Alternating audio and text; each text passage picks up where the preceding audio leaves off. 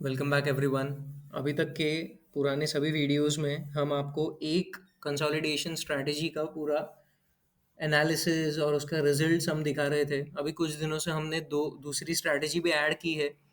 पहली है golden consolidation strategy, दूसरी है डबल वॉल्यूम स्ट्रैटेजी। तो डबल वॉल्यूम स्ट्रैटेजी में अभी आपके सामने बैंक निफ्टी का एक चार्ट खुला हुआ है 1 मिनट का। और आज सुबह का ये ट्रेड हमने डाला था एक शॉर्ट वीडियो में, आप उसको देख सकते हैं। 107 पॉइंट्स का यानी 100 पॉइंट के आसपास हमने बैंक निफ्टी में ये टारगेट अचीव किया था।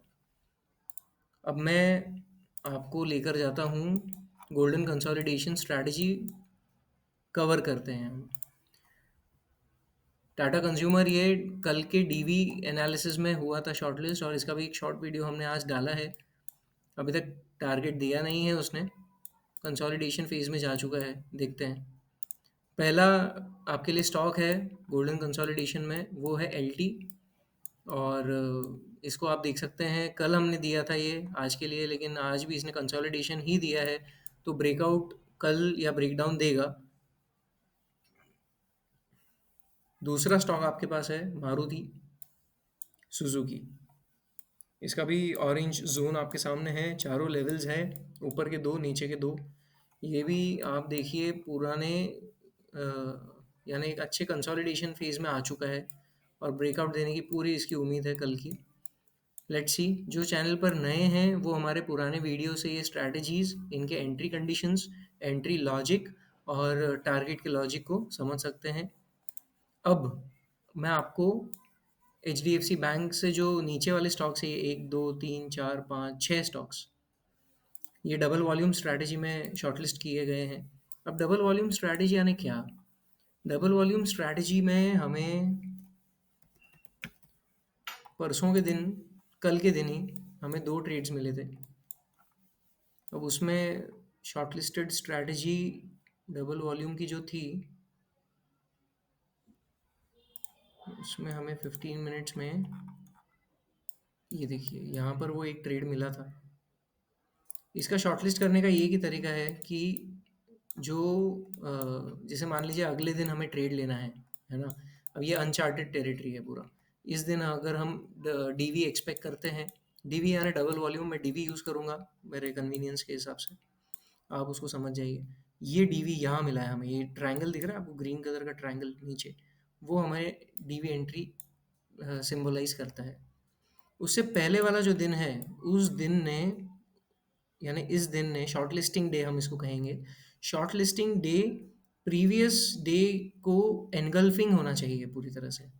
अब आप इसमें देखिए, ये फुल्ली एनगल्फ प्रीवियस डे को कर रहा है। प्रीवियस डे का रेंज अगर मैं मार्क करूं, प्रीवियस डे का रेंज यहाँ है और यहाँ है।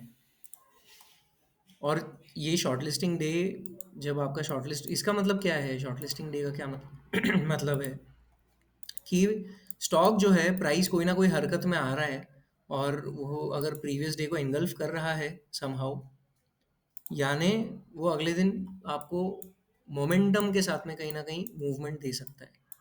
अब इसमें आप ये देखिए कि डीवी जो हमें मिला है वो 145 को मिला है, और सेम डे उसने टारगेट दिया है 1:1.7 का। लेकिन अगर आप अगले दिन होल्ड करते हैं वो मोमेंटम को कैप्चर करने के लिए, तो आप ये देखिए 3%, 3.7% का आपको मूवमेंट मिला है इंट्राडे में। स्विंग में ये कन्वर्ट हो गया, खैर इंट्राडे नहीं रहा वो। तो इसी प्रकार पहला स्टॉक डीवी में आपके लिए है, वो है H D F C bank. ये इनगल्फिंग है देखिए। दूसरा स्टॉक है, अब इसमें भी हमें डीवी मिला था, लेकिन क्योंकि कैसा है, कोई भी स्ट्रैटेजी, कोई भी इंडिकेटर आपको 100% भगवान बनाए तो ही मिले। अब ये भगवान का बनाया हुआ तो है नहीं कोई भी इंडिकेटर, तो आपको वो 100% रिजल्ट नहीं दे सकता। आपको हमेशा, जैसे ट्यूनिंग फोक के बारे में आपने कभी सुना होगा, तो ट्यूनिंग फोक को ऐसे कहीं भी उसको कान के नज़दीक लेने पे ही उसके आवाज़ हमें, और अलग-अलग ट्यूनिंग फोक्स होते हैं, तो और उसको उसको मेजरमेंट लेने का तरीका भी अलग-अलग होता है ना? बड़ा, छोटा। तो उसी प्रकार जब आप कोई भी डीवी या कोई भी इंडिकेटर को जब आप यूज़ करते हैं, तो वो इंडिकेटर एक पर्टिकुलर सेटअप के अंदर बहुत अच्छा रिज़ल्ट देता है। अदरवाइज सिर्फ इंडिकेटर बेस्ड आप ट्रेडिंग करेंगे तो फिर भगवान ही आपकी मदद कर सकता है, क्योंकि वो इंडिकेटर, कोई भी इंडिकेटर दुनिया का 100% सही नहीं हो सकता। वो एक पर्टिकुलर सेटअप में सही हो सकता है, और वही सेटअप हमारा एनगल्फिंग सेटअप है, जहाँ पे हम प्रीवियस डे को एनगल्फिंग में देखते हैं। और ये जो डीवी है, यानी ये डीवी कैसा है, दो स्ट्रॉन्ग कैंडल्स को डेजिग्नेट करता है ये डीवी, दो स्ट्रॉन्ग कैंडल्स को। आज का अगर मैं आपको बैंक निफ्टी का, हाँ बैंक निफ्टी का अगर मैं चार्ट बताऊं, जो हमें 1 मिनट का डीवी मिला है, उसमें भी आप पहले दो कैंडल्स ऑब्जर्व करेंगे तो आपको वो स्ट्रेंथ नज़र आएगी उन दोनों कैंडल्स में। यहाँ देखिए, अब आप यहाँ देखिए, ये दोनों, अभी ये बाकी भी डीवी है, ये भी डीवी है, ये भी डीवी है, लेकिन ये क्या है, ओवर सैचुरेशन जोन में चले गया और एग्जॉशन में चले गया है ये डीवी। तो इसने रिजल्ट नहीं दिया है, लेकिन इसने दिया है। इसका लाइव ट्रेड हमने आपको हमारे शॉर्ट वीडियो में आप देख सकते हैं। इसका लॉजिक ऐसा था कि 5 मिनट चार्ट पे हमें कंसोलिडेशन मिलना चाहिए, यानी जो हरामी कैंडलस्टिक होती है, हरामी पैटर्न जो बनाती है, वो हमें मिलनी चाहिए, और एग्जैक्टली वही हुआ। हमें ये रेड डॉट जो आपको दिख रहा है, ये कंसोलिडेशन कैंडल्स के लिए कोडेड है। यहाँ जो रेड डॉट आया है, ये हरामी का रेड डॉट है। इस कैंडल की शैडो जोन में ये पूरी कैंडल बनी है ग्रीन, हेंस 1 मिनट में हमें वो डीवी ब्रेकआउट डीवी मिला है, तो ये ब्रेकआउट ट्रेड है। वैसे ही हमें डीवी का जो यूज़ है, वो हम आने वाले वीडियोस में अलग अलग तरीके से आप किस तरह कर सकते हैं, वो हम बताएंगे। अभी हम 15 मिनट्स पे आते हैं। दूसरा स्टॉक था आईटीसी।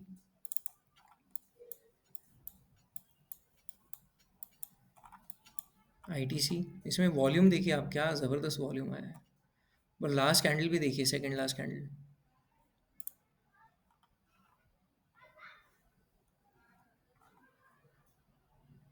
कोलकाता। उसके बाद में है आपके पास S B I N. S B I N भी फुल्ली एनगल्फिंग कैंडल में है। और हो, अब यहाँ से आप ठीक है, वो एनगल्फिंग कैंडल हम उसको कैसे भी देखें, लेकिन अगर हम प्राइस एक्शन में देखेंगे तो ये जो लंबा एम ए आ रहा है, उससे सपोर्ट भी लिया है, एग्जैक्ट वही पॉइंट से सपोर्ट लिया है प्राइस ने। तो कल बुलिश हो सकता है गाइस, यहाँ डबल टॉप भी हमें दिख रहा है। तो अब आप ये देखिए, इंडिकेटर्स हम क्यों बनाते हैं, ताकि ये जो पैटर्न्स है, इसमें ये पैटर्न्स बहुत बार ट्रैपिंग भी करते हैं और आपको फंसाते हैं, पैसा को अटका देते हैं, और you can't be sure about it.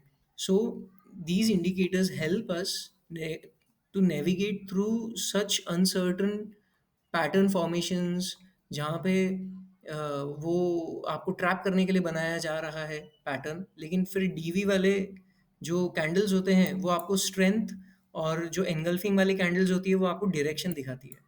तो ये हमारा जो चैनल है, वो पूरी तरह से कैंडलस्टिक और प्राइस एक्शन बेस्ड चैनल है, जिसके जो ऑब्जर्वेशंस हमारे रहे हैं कुछ सालों के, उसको हमने इंडिकेटर्स में कन्वर्ट किया है।